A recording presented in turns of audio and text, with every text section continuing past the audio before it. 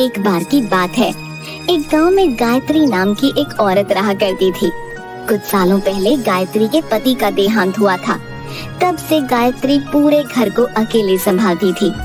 उसके पति ने मरने से पहले वहाँ के जमींदार से कर्ज ले रखा था, जिसकी भरपाई गायत्री खेतों में काम करके करती थी।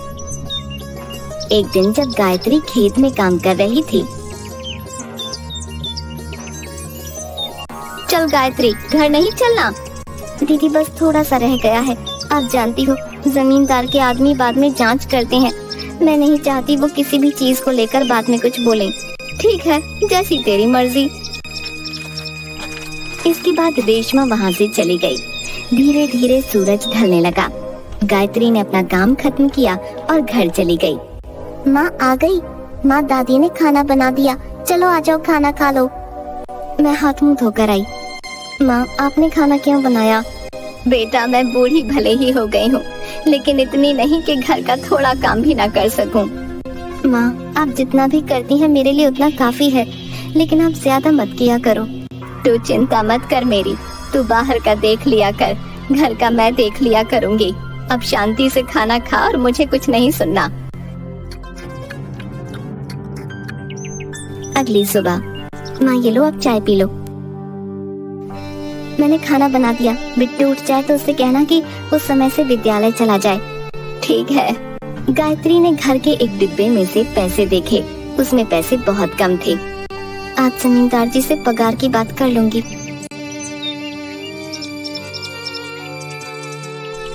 गायत्री, खाना खाने आ जा, मना कब तक काम करेगी?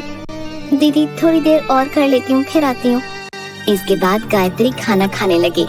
तभी उसने देखा कि जमींदार जी वहाँ काम देखने आए। वो तुरंत जमींदार जी के पास गई। प्रणाम जमींदार जी। प्रणाम। जमींदार जी, वो घर में पैसे खत्म हो गए थे। मेरे घर में केवल मैं ही एक कमाई का जरिया हूँ।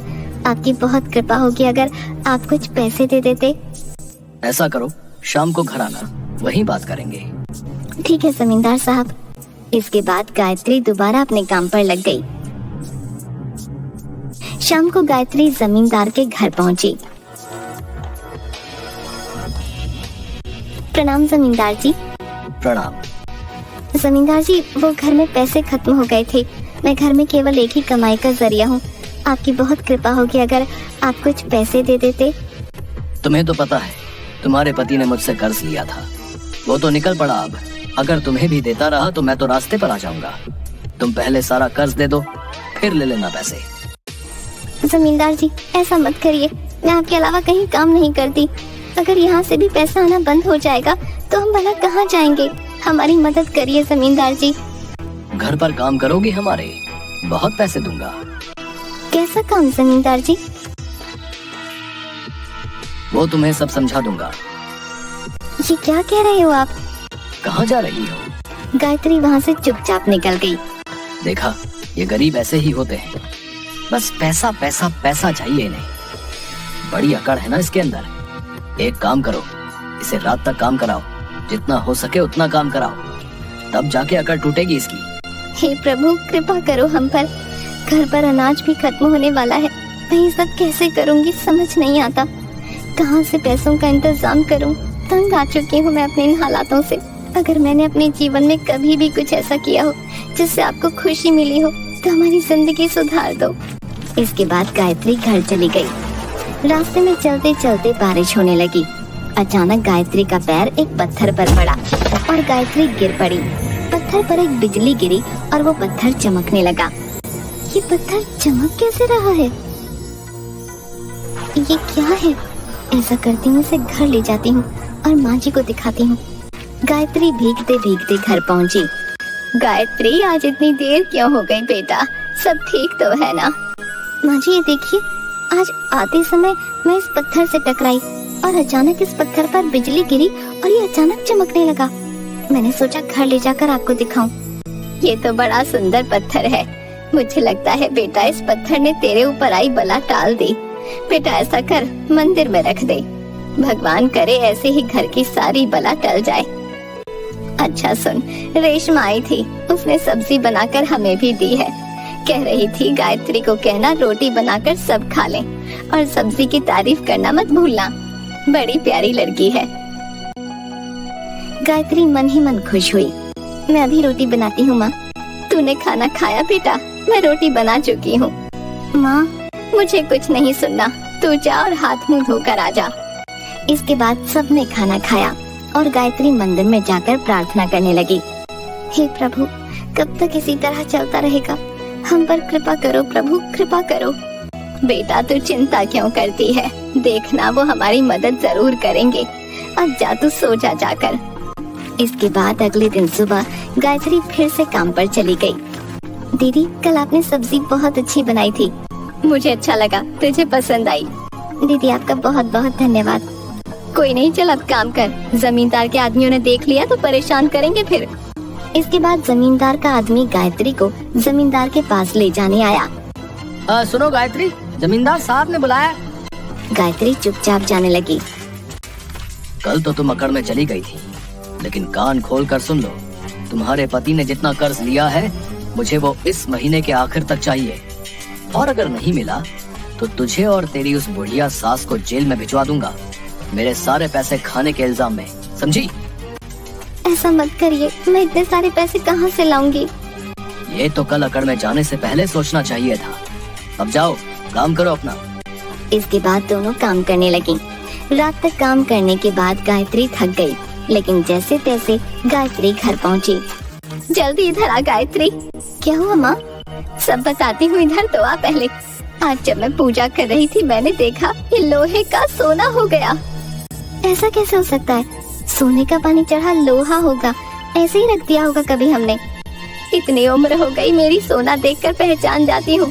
भला मेरी आंखें धोखा कैसे खा सकती हैं? ऐसा नहीं हो सकता। मैं सुनार के पास जाऊंगी और इसकी जांच करूंगी। ठीक है? ठीक है, जैसी आपकी इच्छा। चल खाना खा ले जाके। माँ आप तो जानती हैं, धीरे धीरे घर का अनाज खत्म हो रहा है और जमींदार एक भी पैसा देने को तैयार नहीं। क्या करें माँ, मेरी तो कुछ समझ नहीं आ रहा। देखते हैं बेटा क्या होता है, कुछ न कुछ तो जरूर ठीक हो ही जाएगा, तू चिंता मत कर। माँ मैं बिट्टू को समय नहीं दे पाती हूँ। सुबह उसके उठने से पहले ही चली जाती हूँ, रात को उसके सोने के बाद आती हूँ। माँ अगर आप नहीं होती तो मेरे लिए ये सब झेलना मुश्किल हो जाता। ये तू कैसी बातें कर रही है? मेरे बेटे ने अपने फायदे के लिए कर्ज लिया और मर गया। तूने मुझे अपने साथ रखा, मेरी देखभाल भी की और उस नालायक का कर्ज उतारने के लिए दिन रात उन खेतों में काम कर रही है। हम एक परिवार हैं बेटा, हम एक साथ रहेंगे। तू चाहती तो बिट्टू को लेकर अपने घर कब की चली जाती, लेकिन तू यहाँ रुकी, मुझे अकेला नहीं छोड़ा। मेरे लिए तो तू ही मेरी औलाद है। दोनों गले मिलते हैं। अब जा तू सो जा। हे प्रभु रक्षा करो हमारी, और कितना दुख देखना बाकी है, कृपा करो प्रभु। इसके बाद अगले दिन गायत्री काम पर चली गई और माजी सुनार के पास गई। वहाँ जाकर माजी को सुनार ने बताया कि वो लोटा सोने का है। आप इसका कितना दोगे? ये बहुत ही उच्च कोटि का सोना है और भारी भी है। इसके बनते हैं 90,000। जी आपको कहाँ से मिला माँ जी? मेरे दादाजी ने शादी के वक्त मुझे दिया था, उसके बाद से इसके बारे में भूल गई थी। कुछ दिनों बाद बक्से में मिला, इसे देखा तो सोचा बेच दूं, घर में कुछ खाने पीने को आ जाएगा। सब प्रभु की कृपा है माँ जी। मैं चलती हूँ बेटा। इसके बाद माँ जी घर पहुँची। रात को जैसे ही गायत्री घर पहुँची, माँ जी ने उसे सारी बात बता दी और सारे पैसे गायत्री के हाथ में रखे। बेटा कल जाकर पैसे जमींदार को दे देना, उससे कहना अब तू उसके यहाँ काम करने नहीं आएगी। माँ आप ये सब क्या कह रही हो? वो लोटा हमारे घर कैसे आया? इधर बैठ। पत्थर लेते आई और साथ ही लोहे के कुछ सिक्के भी और कुछ लोहे के सामान भी। ये आप क्या कर रही हो माँ जी? ये देख। दादी ने पत्थर से सामान को छुआ और देखते ही देखते वो सोने में बदल गया। मैंने बचपन में सुना था कि एक पत्थर होता है जिसे अगर लोहे की किसी चीज से छुआ जाए तो वो सामान सोने का बन जाता है। ऐसे पत्थर को पारस पत्थर कहते हैं। अब देखना, कल तू इन सबको शहर जाकर बेचा। यहाँ बेचेगी तो सुनार को शक हो जाएगा। अगले दिन गायत्री शहर सुनार के पास जाकर सारी चीजें बेच आई। शाम को वो जैसे ही घर पहुंची, उसने देखा उसके घर में जमींदार आया हुआ था। आप लोग यहाँ? ये बताओ तुम आज काम पर क्यों नहीं आए? अब से मैं आपके यहाँ काम नहीं करूँगी। ये लीजिए आपके पैसे, पूरे 3 लाख हैं, और आज के बाद हमारे घर कभी मत आना। ये पैसे कहाँ से आए? चोरी करी या फिर कुछ और? तुमसे मतलब? तुम अपने पैसे पकड़ो और निकलो यहाँ से। कृपा करके जाइए यहाँ से। इसके बाद जमींदार वहाँ से चला गया।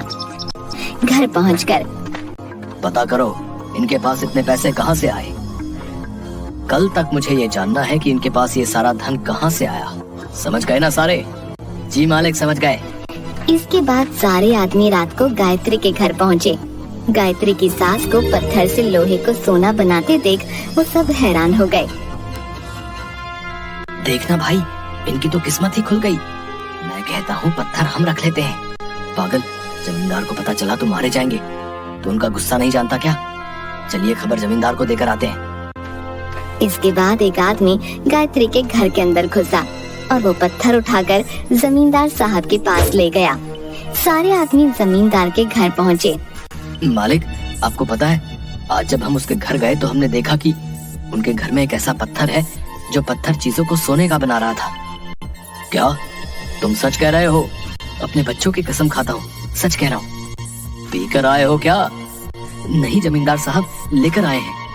क्या? हमने जैसे ही देखा कि ये कितनी चमत्कारी चीज है, हम इसे उठा लाए। अब देखिए, ये आपके लिए हमारी तरफ से छोटी सी भेंट। चलो दिखाओ ये कैसे काम करता है। रुकिए मालिक, मैं दिखाता हूँ। ये देखिए, इसे ऐसे लोहे के पास ले जाना है और लोहा सोने में बदल जाएगा। रुकिए मालिक, मैं दोबारा करता हूँ। लगता है मैंने सही से नहीं किया। अरे तो रहने दे, मैं करता हूँ। देखिए मालिक, इसे ऐसे पकड़ना है और ऐसे लोहे के पास ले जाना है और ये बन गया हमारा लोहा सोना। मुझे तो लगता है तुम दोनों के दोनों पागल हो गए हो। मालिक, हमारा भरोसा करिए, हम आपसे झूठ क्यों बोलेंगे। ऐसा करता हूँ, दोबारा से इसको उसकी जगह पर रख देता हूँ। कल हम रात को दोबारा जाएंगे और जब वो बुढ़िया सोना बनाएगी तो आप खुद ही देख लीजिएगा।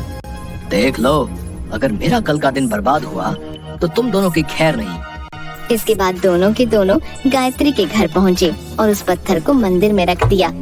इसके बाद वो दोनों वहाँ से वापस चले गए। जमींदार अगले दिन रात होने का इंतजार करने लगा। रात होते ही वो कुछ लोगों के साथ मिलकर गायत्री के घर गया। वहाँ उसने मंदिर में रखा अंधेरे में चमकता हुआ पत्थर देखा। मालिक, मैं आपके लिए वो पत्थर लेकर आता हूँ। जैसे उसने वो पत्थर छूने की कोशिश की, उस पत्थर से एक भूत बाहर निकला। ये केवल गायत्री के लिए है, समझा? इसके बाद पत्थर ने उन सबको पकड़कर बहुत मारा। घर पर शोर होने की वजह से सभी जाग गए। ये क्या हो रहा है? तुम कौन हो? मैं इस पत्थर का रक्षक हूँ। ये पत्थर किसी गलत के हाथों में न लगे, इसलिए मैं इस पत्थर की रक्षा करता हूँ। इसके बाद वहाँ अचानक पुलिस आ गई।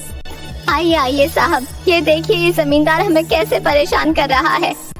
सब चिंता मत करो, अब हम आ गए हैं। इस जमींदार को तो मैं बताऊंगा। लोगों की नाक में दम करके रखा है साले ने। हाँ इंस्पेक्टर साहब, हमें ले चलिए वरना हम जिंदा नहीं बचेंगे। अरे तू तो वैसे भी नहीं बचेगा। चल, अब सबकी अकल थाने में खुलेगी, चल। इसके बाद पुलिस ने उन सभी लोगों को अपने साथ ले लिया। ये सब क्या था माँ जी? मैंने इस पत्थर को छुपा दिया था और इसकी जगह नकली पत्थर रख दिया था। मुझे पता नहीं क्यों लग रहा था कि कोई है जो इसे चुराना चाहता है, और देखो वैसा ही हुआ। और आज जब ये सब हमारे घर आए तो मैंने चुपके से पुलिस को फोन करके सब कुछ बता दिया था और उन्हें बुला लिया था ताकि कोई बड़ा हंगामा होने पर हम बच जाएं। वाह माँ जी, आप तो बड़ी समझदार निकली। दोनों के दोनों हंसने लगे। इसके बाद गायत्री ने सारा कर्ज उतार दिया और अपनी छोटी सी भली जिंदगी जीने लगी। इसके बाद गायत्री और उसका परिवार खुशी से रहने लगा। वीडियो को लाइक करें और ऐसी ही मजेदार कहानियाँ सुनने के लिए चैनल को सब्सक्राइब करें। धन्यवाद।